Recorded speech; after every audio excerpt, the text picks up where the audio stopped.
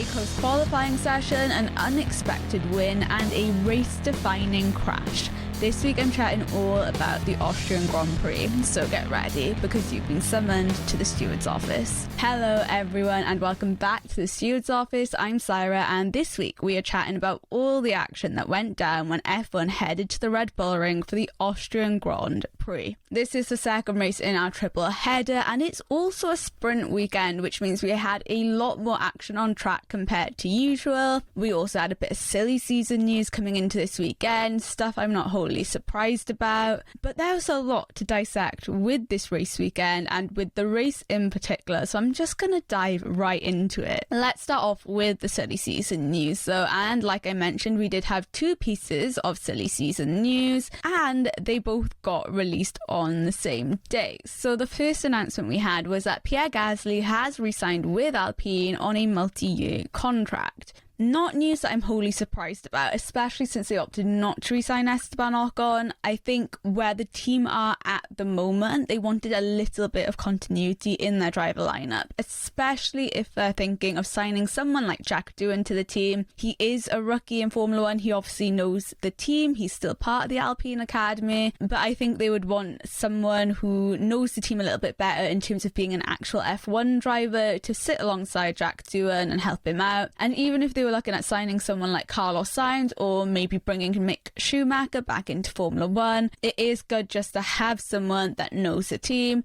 knows the progress that they've made so far this season and the plans that they have. It makes it a little bit easier for them to move forward. So I'm really not surprised about that. The second bit of news we had on the same day was the fact that Lance Stroll has re-signed with Aston Martin. Once again, this was a multi-year contract. We didn't get told the length of it, and I can't say this was surprising to absolutely anyone in the F1 world. Now, when you look at the F1 graphics from a little bit earlier on in the year, when they were looking at the grid for 2025 and after Fernando Alonso signed for next year and beyond with the team, the space next to Fernando Alonso for his teammate next year remained blank. But I think everyone knew that space was definitely going to Lance Stroll. Now, I know I said I had a gut feeling that potentially Lance Stroll would not want to re-sign with Aston Martin and might opt to leave Formula 1. That's not been the case, which is fair enough, I guess. But am I surprised that he resigned? No. And like I said, it's a multi-year contract. Whether it was multi-year or not, in particular for Lance Stroll, wasn't going to make a huge amount of difference when your dad does own the team. But Aston Martin have opted to keep the exact same lineup going into 2025, Fernando Alonso alongside Lance Stroll. So those were the two bits of silly season news that came out. Nothing shocking, nothing surprising, no drastic moves, and also, as of right now, no new drivers on the grid. I do have my fingers crossed that we're at least going to see two rookies, the likelihood of them being Ollie Behrman and Kimi Antonelli. Both are primer drivers right now in F2, so I do have fingers crossed that we will see new faces. I think it is incredibly likely, but I would like to see more than two. It would be nice to see a couple of rookies come up, but as of right now, it does look like we're only going to have two new drivers because I don't really know what Alpine are planning to do right now. After the Spanish Grand Prix, it sounded like Alpine really wanted to have talks with Carlos Sainz. I am a little surprised that we hadn't heard that before the Spanish Grand Prix. Do I think it would be a slightly ambitious signing for Alpine to get Carlos Sainz? Well, I don't think it's any more ambitious than Williams and Sauber/Audi wanting Carlos Sainz. I think the draw potentially for Carlos Sainz with Alpine is the fact that he has been at the Enstone team before. He did drive with Alpine when they were actually Renault, so he'll know some of the staff and the team there already. He will be familiar with the facilities, so it would be a sort of return to a team for him, even though they have rebranded now as Alpine. So there is a good chance that he could end up there, and Alpine seem to really want to engage in those talks with Carlos Sainz, which is completely understandable when you look at the caliber of driver that Sainz is. But in that case, we wouldn't see Jack Doohan, so yeah, I would be gutted not to see Jack Doohan on the grid in 2025, but I do understand if they are after Carlos Sainz why he would end up in that seat next to Pierre Gasly, and that is definitely a partnership I would really be interested in seeing because they're both ex-associated Red Bull drivers.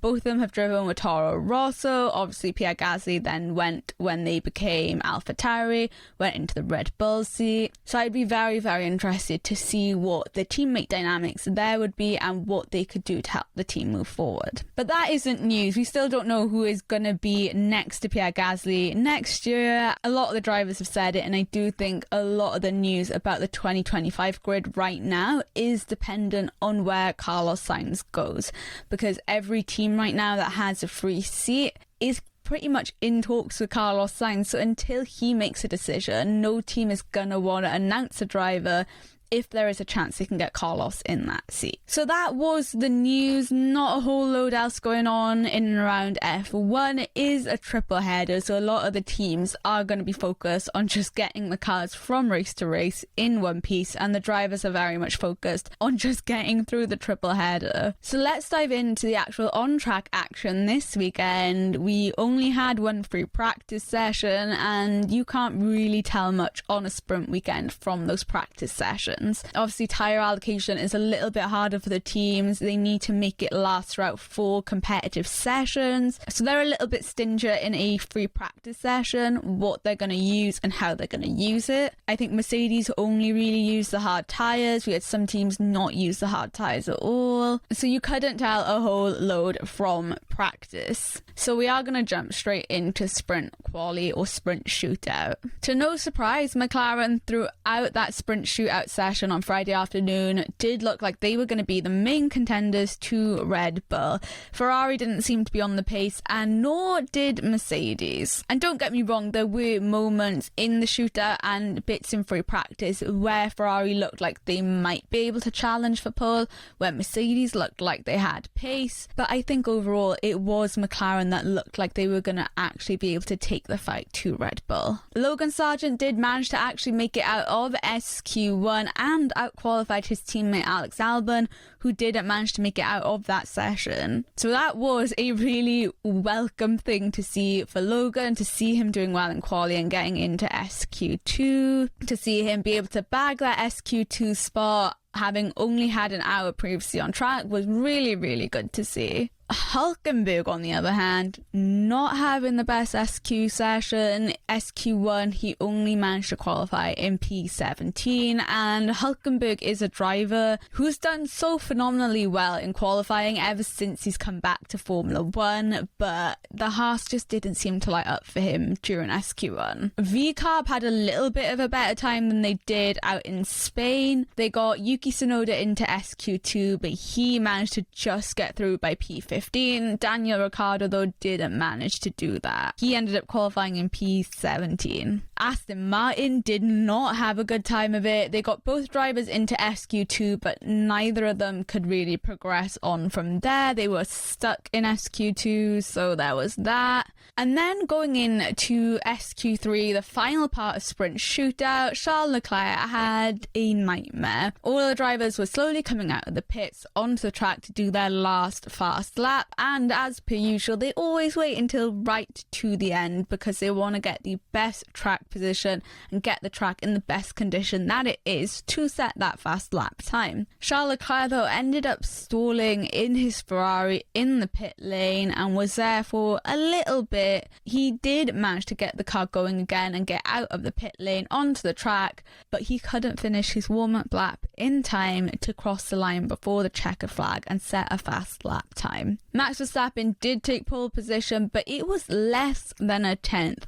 to Lando Norris. It was quite a tight fight between him and Lando, and this is really us seeing that Red Bull don't have complete domination, especially in quali at the moment, to have less than a tenth to the next driver in P2, and that's not even against your teammate, that's against someone in a completely different car to you, completely different chassis and engine manufacturer. We're really seeing now those battles become a lot quicker. Gutted for Lando Norris not to get that sprint pole because he was so close, but it was so nice just to see that Max wasn't, half a second ahead of the rest of the field, that Lando Norris really was on his toes there. Looking to the sprint race then, Alex Albon had a pit lane start instead of starting from P19, which is where he qualified. Williams opted to change a couple of things on his car. I think they basically realised that whatever setup they had in sprint shootout was really not going to work for the sprint. Weirdly though, we had an aborted start at the start of the sprint race. No stalled cars, no issues on track, no one that spun off or anything like that. So we're assuming it was potentially a technical issue with the lights, because there wasn't, as far as I could tell, any reason for there to be an aborted start. The sprint was actually pretty good though. I actually enjoyed this sprint, and I don't always enjoy them, I have to be honest. But we had Max Verstappen leading the race, but having to battle against both of the McLarens, not just Lando. It was Lando and Oscar that he was having to fight against to keep his lead, and he actually did manage to lose the lead to both Lando and Oscar Piastri at one point. We also had battles with Sainz, Russell and Hamilton, who were all in a battle for P4 in the race at one point. Behind that battle for the lead, it was the three of them going head to head. Ultimately though, McLaren couldn't make that massive impact against Max Verstappen, even though Oscar and Lando had managed at one point to take the lead from Max. They did end up losing it again, and it sounded like both of the drivers were having to manage their tyres a bit more.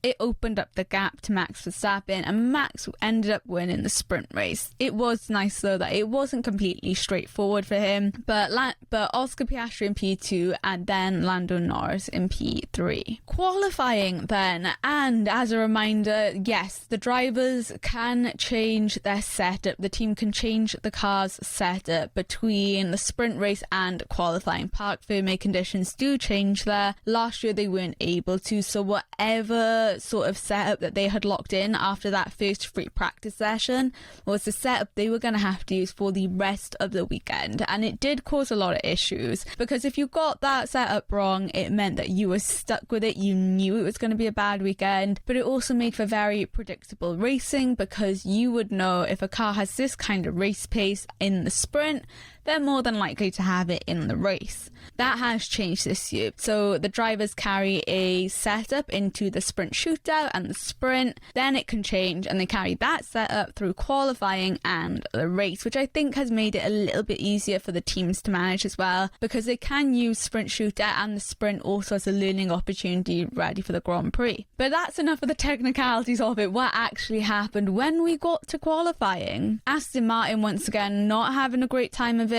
Lance Stroll could not make it out of Q1, along with both the Saubers and both of the Williams. And I can't lie, with Sauber and Williams, they seem to be at a bit of a standstill in terms of trying to progress up the field. They haven't really been able to budge very much. There are small glimmers of hope. Sauber last weekend had a better qualifying, but it's nothing that really seems to help them continuously improve. So yeah, Lance Stroll knocked out in Q1 with the Saubers and the Williams, and then Alonso knocked out in Q2. We didn't get either Aston Martin into Q3.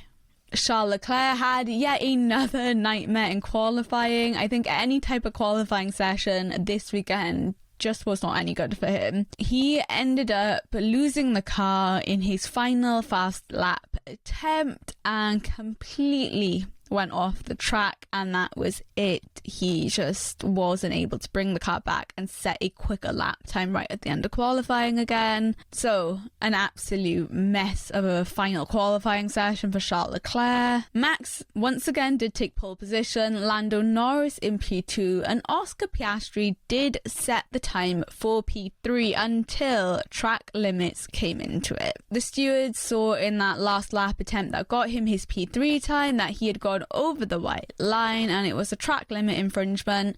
Lap time was deleted and he was demoted down to P7. That's quite a big jump to go from P3 to P7, and yeah, it's not something any of the drivers are gonna welcome, and McLaren definitely weren't happy, / they were not buying it. They wanted further clarification, because they said that the images the FIA had provided of Oscar going off track weren't clear enough. It didn't look clear as to whether or not he had actually gone completely off track. So they opted to protest the decision, which, look, they can do, right? But when we ended up getting the documents back about the decision that was made, because McLaren were called up to the steward so that they could sort of plead their case, but we had a document that was then released afterwards with the decision. And this was a really interesting document to read because I have not seen an FIA document like this. The FIA basically said that McLaren did not send their petition to the right person. They didn't even address it to a person that they needed to talk to, and it wasn't associated with any of the regulations. They didn't write which regulation that they were talking about when they were trying to lodge this protest. So that ended up being thrown out and they lost €2,000 because of it. This was not the tidiest work from McLaren in terms of launching a protest about race results, quality results, whatever it is, because there were that many holes in it. No regulation stated, no person it was addressed to, and not even given to the right person. There was one other thing that happened during qualifying that I really do want to talk about. Yuki Tsunoda ended up using a very derogatory term down the radio whilst he was in the pit lane during qualifying, and he was waiting behind a couple of cars. Now the FIA did pull Yuki up on this, and they summoned him to the steward's office to have a chat with them. And what they ended up deciding was to give Yuki Tsunoda a €40,000 fine. Now, €20,000 of that he has to pay right now. €20,000 of that is suspended. So if he is to use that term again, any derogatory term or any slurs that really should never be used, he will have to pay that extra €20,000. So in that FIA statement, the steward said that he had expressed remorse and that he was really sorry about what he had said, hadn't realised what it had meant, and also said that he would issue a public apology, which he actually did do. He posted his apology up to his Instagram stories, and it wasn't a wishy-washy apology. I will give him that. He was very upfront in apologising for what he had said. And he had said basically that, he hadn't understood what that term had actually meant. He wouldn't have used it had he known what it had meant, and it's not a term that he will be using again, and he is really sorry. He said that language has no place within F1, and I think also within the wider community. It has no place and it shouldn't be used. Now, I have friends who are a part of the disabled community who were so disappointed to hear him use that language, and whilst I'm not a part of that community, I do understand where that hurt comes from, because it is a term that's used in a very derogatory way, and it brings up a lot of pain for members of that community to hear someone who is in the public eye, who is the pinnacle of motorsport, to use that language. What I think a lot of people have appreciated in this particular situation is the FIA actually taking steps to stop something like this happening again. There was a time where the FIA wouldn't have really stepped in to do much. Something might have been said, a slur or derogatory term might have been used, and what you would have is there might have been public outrage, there might have been people reporting on it, news outlets and media outlets reporting on it, but not necessarily something that the FIA would have gotten involved in themselves. But they do seem to be setting a new precedent, and it comes under some of the new regulations that they now have. And I think it is important that they are calling up the drivers if they are saying something like that, and having a chat with them about it and then punishing them for it. And I do get that Yuki Tsunoda is second language English. English was not the language that he grew up with.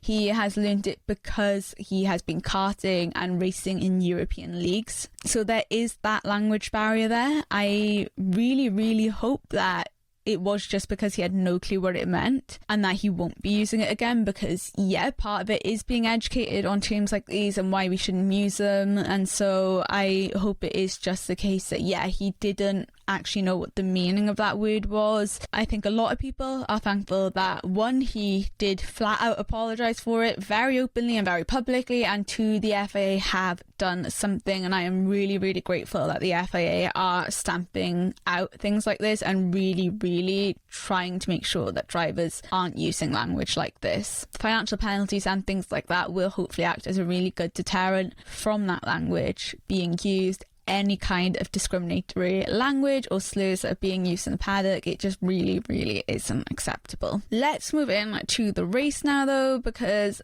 look, overall for me, this was a fairly boring race. This wasn't a race that I enjoyed too much. There was literally one thing that probably brought the most drama to the race, and that was it. And if you've watched the Austrian Grand Prix, you know the exact moment I am talking about. But let's head into the entire race review before we go into how each of the teams have done. Looking at the very first lap of the race, and Charles Leclerc ended up having to pit first lap because he made contact, I think it was with Oscar Piastri.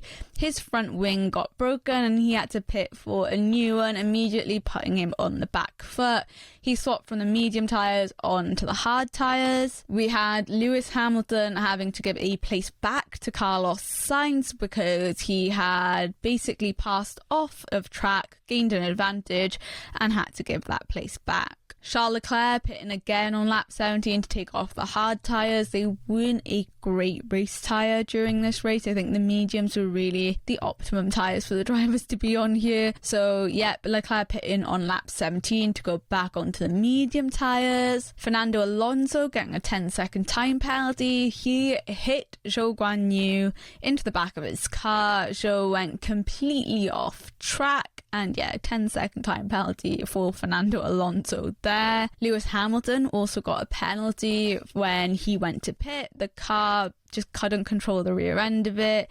It was slipping and sliding everywhere, and he basically crossed the white line in the pit lane, and that is just a hard and fast 5-second time penalty. The stewards don't really care whether it was because you did it on purpose or not. It is just a flat out penalty. Lap 35 was another stop for Charles Leclerc, who went on to another set of medium tyres. We had battles between both of the Alpines against Fernando Alonso and the Aston Martin, which definitely was not expecting that to happen if you were going to ask me at the beginning of the season. We had Alex Albon getting a time penalty for the exact same thing as Lewis Hamilton, crossing the white line at the pit entry. And then when we were getting towards the closing stages of the race, when the drivers were making their last pit stops of the race, Max Verstappen had about a 6.8 second lead against Lando Norris, who is in P2. Verstappen goes to pit. McLaren tell Lando to pit at the exact same time, so they're both in, and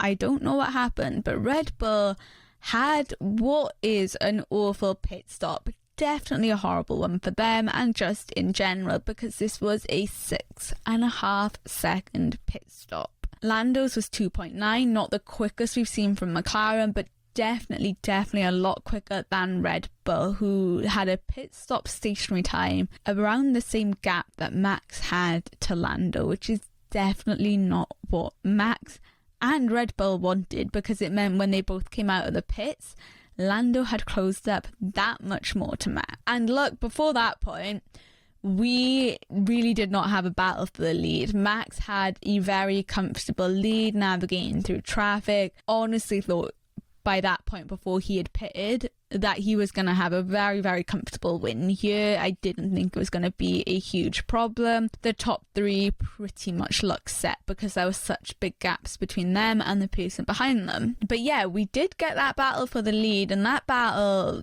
wasn't the cleanest we have seen. I don't know what happened, guys, because Max and Lando have battled before. We've seen it this season. They have battled for the race win before. This was really not a clean race for either of them when it came to those final finishing stages. Lando was already on a black and white flag for track limits, and there was a lot of jostling of the cars on track. There was pushing each other off track, there was getting too close, and then getting close enough that Max and Lando ended up colliding and damaging both of their cars. I cannot lie to you guys, when I saw them battling after that last pit stop, I had this gut feeling that they were going to end up crashing and in an incident. And I told my sister the same thing when we were watching the race. I was like, just wait, because I have this feeling they're going to end up crashing into each other.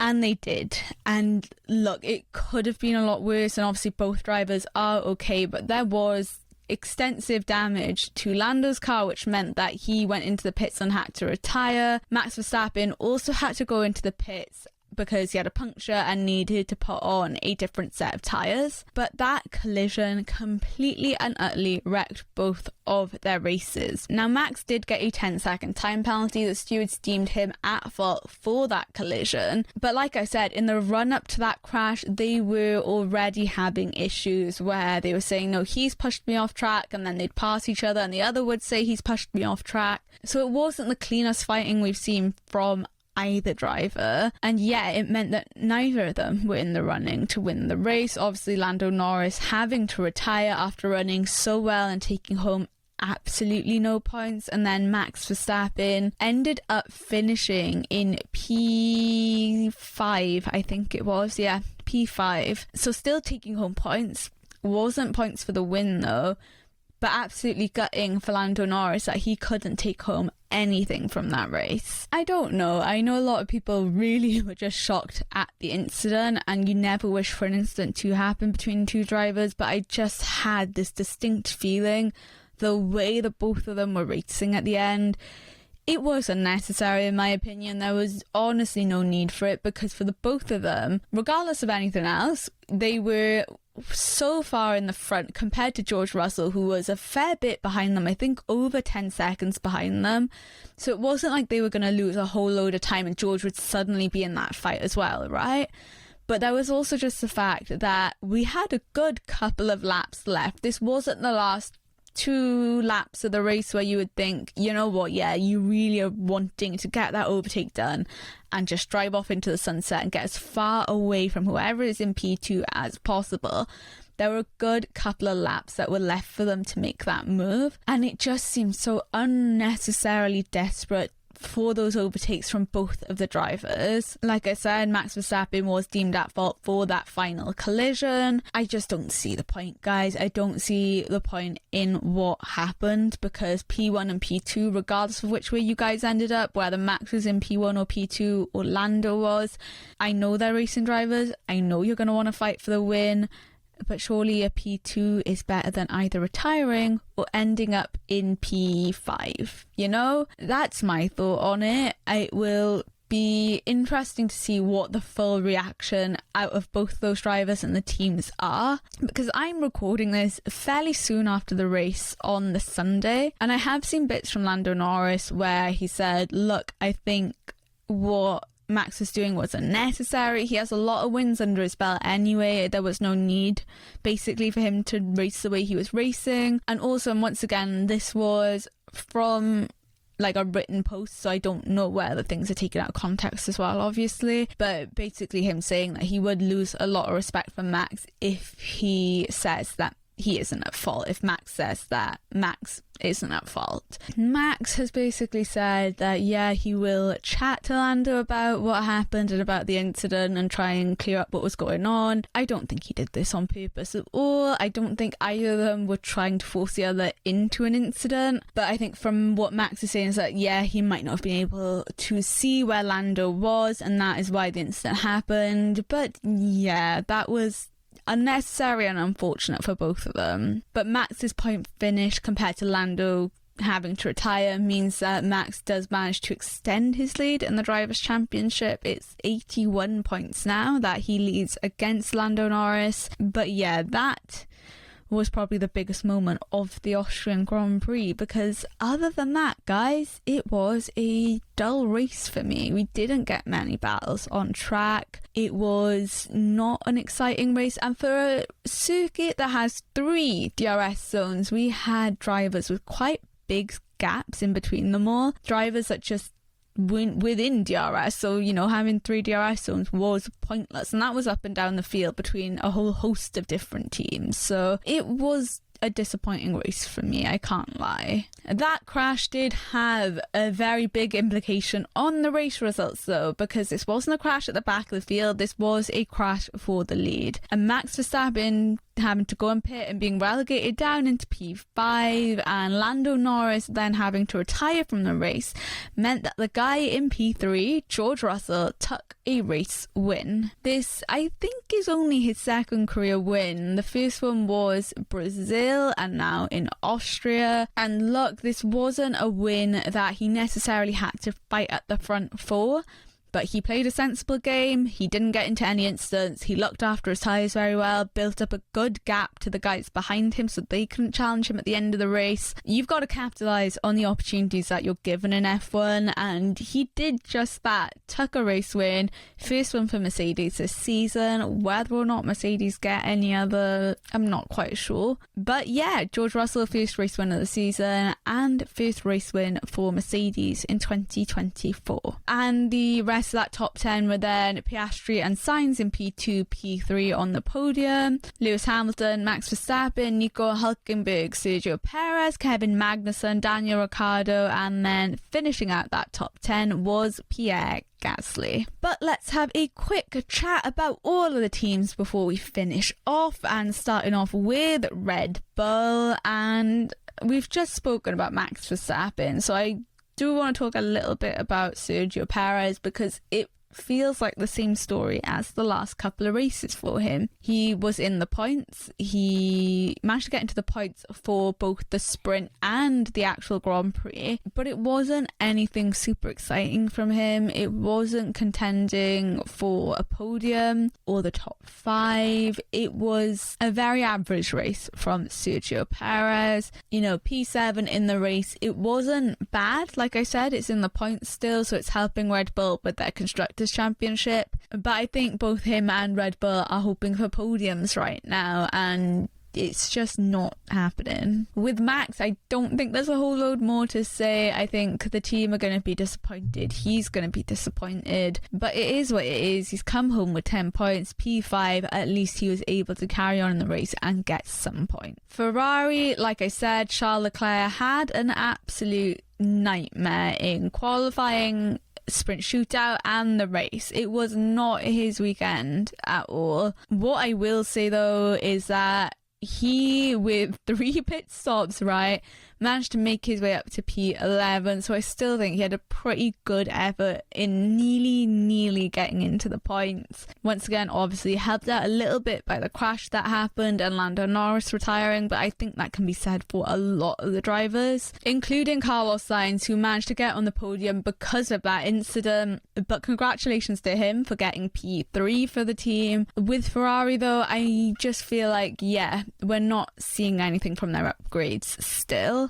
We had reports of bouncing on the qualifying session, so Saturday that was, from Carlos Sainz. So I don't know what's going on there, and I don't know how the rest of the season with these upgrades are going to play out, whether it's an understanding and setup thing or whether these upgrades are just not going to work and help them. For McLaren, barring the incident that happened, right, they just didn't seem as strong to me as they did out in Spain, both in the sprint and in the Grand Prix. It didn't feel like they were able to battle Max as much. Yes, when Lando Norris did get close enough to Max Verstappen after that pit stop series and the slow pit stop from Red Bull, he was able to battle, but before then it didn't seem to really be happening. Definitely a better weekend for Oscar Piastri compared to Lando Norris, so he got P2 in the sprint and P2 in the Grand Prix. Nice haul of points home for the team and to help them a little bit more with that battle against Ferrari for P2 in the Constructors. Mercedes, I mean, they seemed okay. I think on par, maybe a little bit worse than they did in Spain. A little bit in no man's land. George Russell looked very quick throughout the weekend in all of the sessions. Lewis Hamilton in the sprint shootout and in quali had a couple of mistakes, I think, that made him qualify lower down than probably what the car and he was capable of. He had floor damage during the race, that penalty he had to serve, and giving that space back to Carlos Sainz at the beginning of the Grand Prix meant that, yeah, his Sunday wasn't straightforward and wasn't the easiest. And, you know, when you look at that gap between Hamilton and then Sainz, Hamilton in P4, Sainz in P3, that floor damage looked like it was having a very big effect on the performance of the car. He was about 17 seconds down on Carlos Sainz. That was a point where he was about 19 seconds down from the guy in front. So I think, yeah, that floor damage did wreck his race a fair bit, and it would have been so interesting to see where he could have ended up without that happening. Aston Martin just don't seem to be getting any better. Fernando Alonso finished in P18, Lance Stroll in P13.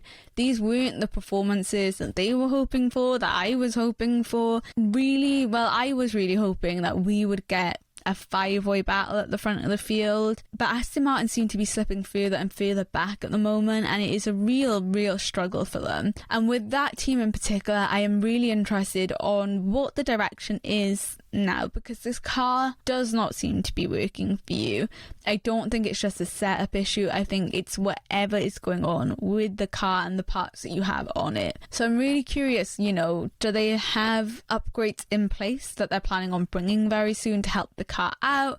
What is the plan going ahead, I think, is the main thing, because P18 for Fernando Alonso is gutting. You know, you would really want him to be further up the field, and we've seen him very recently, you know, last year with Aston Martin, when they can give him a competitive car, he can fight with the best of them. It doesn't matter how much younger some of these drivers are, he can still fight with some of the best drivers who are a lot younger than him, right? Because he still is one of the best drivers on the grid. So I don't know with Aston, it has definitely been a painful first half of the year for them. And we will wait and see if they can bring upgrades or fix something with their car, because they're just slipping further and further down. And like I mentioned before, to see them battling with Alpine and then losing that battle with Alpine is not something I was expecting at the beginning of the year. Moving on to VCAR, and it still was not a great weekend for them. Now, don't get me wrong, it was marginally better because Daniel Ricciardo finished in the points during the Grand Prix, finishing in P9, which was great for him and the team.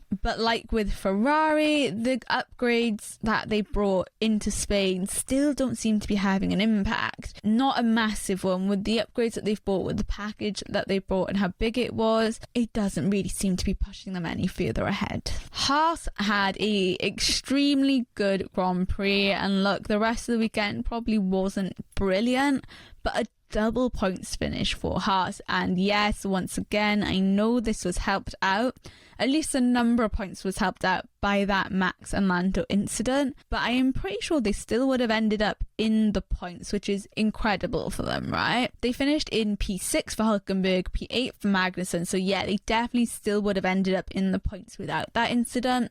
They just bagged a couple of more. You know, to have a Haas finish ahead of Sergio Perez is crazy. And yeah, Kevin Magnussen also running a very good race, finishing ahead of Daniel Ricciardo and Pierre Gasly, Charles Leclerc. You know, it looked really good for them in the race. The car looked very strong. They were battling each other at points, but it was clean battling. So yeah, that was a really good race for them, and I think they're really going to appreciate having those double points to take home. Alpine had a decent weekend. I can't complain with them. Ocon got into Q3 for the Grand Prix. Pierre Gasly got into Q2. They battled against Fernando Alonso and won that battle in the race. So there was some battling between both of the drivers that I think made everyone a little uncomfortable, made them sit on the edge of their seats a little bit more. There was some carbon fibre that came off of Esteban Ocon's car, but there wasn't major damage to either of them, which I'm thankful for. But yeah, I don't think their teammates are going to give up battling against each other, especially because Esteban's going to be leaving the team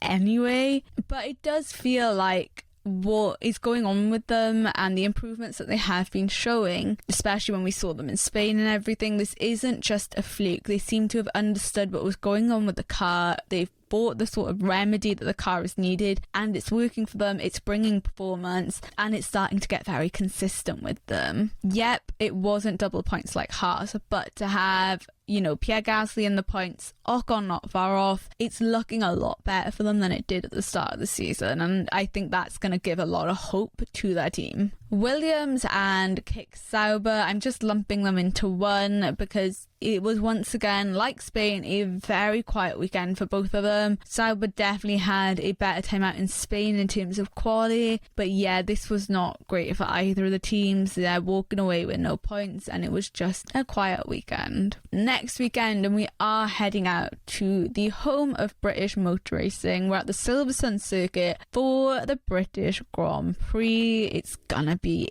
an interesting one to say the least. We've got 3 hometown heroes. Lando Norris coming off the back of a retirement because of an incident, George Russell coming off the back of a win, and Lewis Hamilton, who is coming off the back of a broken floor in Austria and then a winless couple of seasons. So I think all 3 British drivers are going to be very hungry for a competitive car and to put on a good show in front of their home fans. It's also a home race for so many of the teams, so a lot of them are going to be hoping for a very good race at Silverstone. It'll be interesting to see if any of them opt to bring upgrades to their cars, obviously, with a lot of the team bases being based in Britain. But on that note, if you are heading to the British Grand Prix at any point in the weekend and you have some time, please head over to the community hub and have a look out for Driven by Us. I do actually volunteer for them, but they are a really wonderful organisation who do so much brilliant work to help underrepresented groups get into motorsport. They do a lot of activations going into different schools to show students about the different things that they can do in motorsport and the fact that it is possible for them to get into motorsport. So they are going to be there. Go and check them out, say hi. They are such a lovely bunch of people who I am so grateful I get to work with. But yes, please go and check them out. Thank you guys so much for listening, and diolch yn fawr. Make sure you follow me on TikTok and Instagram at stewards_office for even more motorsport content, and I'll see you guys the next time you're summoned to the Stewards office.